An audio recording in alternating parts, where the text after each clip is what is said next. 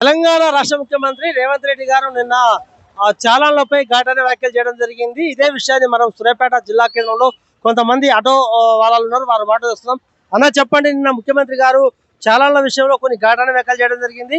Account నుంచే డబ్బులు cut చేసుకునే తీరుగా మొత్తం ప్రయత్నం చేయాలని ఎట్లా చూస్తున్నారు అన్నది? అకౌంట్ నుంచి కట్ చేయాలంటే ఇప్పుడు తప్పు చేసిన వాళ్ళు శిక్ష పడడం అవసరమే ఉంది.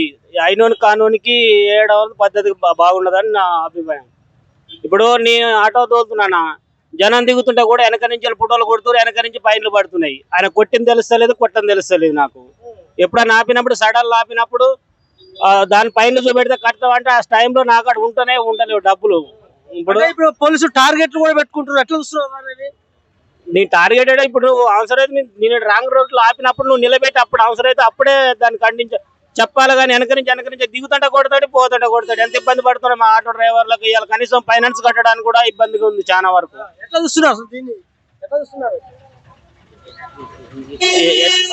మరో ఆటో వాళ్ళు ఉన్నారు. నిన్న సీఎం రేవంత్ రెడ్డి ఏమన్నారంటే అకౌంట్ నుంచి డబ్బులు కట్ చేసుకోవడం చెప్పారు. ఎట్లా చూస్తున్నారు చాలా విషయంలో? నిన్న సీఎం రేవంత్ రెడ్డి ఏమన్నారంటే ఎవరికైతే ఛానల్ పడుతున్నాయో వాళ్ళ అకౌంట్ నుంచే డబ్బులు కట్ చేసుకుంటామని చెప్పారు. ఎట్లా చూస్తున్నారు? అకౌంట్ నుంచి డబ్బులు కట్ చేస్తే బాగుంటుందా? అకౌంట్ తీసుకోవాలి, అకౌంట్ నుంచే డబ్బులు కట్ చేస్తాము. ఛానల్ అనేది ఖచ్చితంగా 100 రూపాయలు పడితే 100 రూపాయలు వసూలు చేయవలసింది అంటున్నారు. ఎట్లా చూస్తున్నారు? చేయాలి, 100 రూపాయలు వసూలు చేయాలి. అంతే, మంచిదే. ఓకే, మనం చూస్తున్నాము సూర్యాపేట జిల్లా కేంద్రంలో మాత్రం కొంతమంది ఆటో వాళ్ళని మనం కొంతమందిని తెలుసుకుందాము. అదే విషయాన్ని వారు ఏమంటున్నారు వారి మాటలో తెలుసుకునే ఉపాయం చేద్దాం.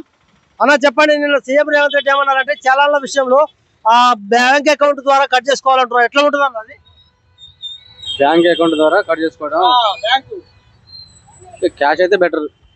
క్యాష్ అయితే బెటర్ కానీ అంటే ఇప్పుడు మీ ఆటో వాళ్ళ చాలా ఉంటే ఖచ్చితంగా ఎమ్మటే మీ బ్యాంక్ నుంచే మీకు సంబంధం లేకుండా కట్ అయితే అది మంచి పద్ధతేనా?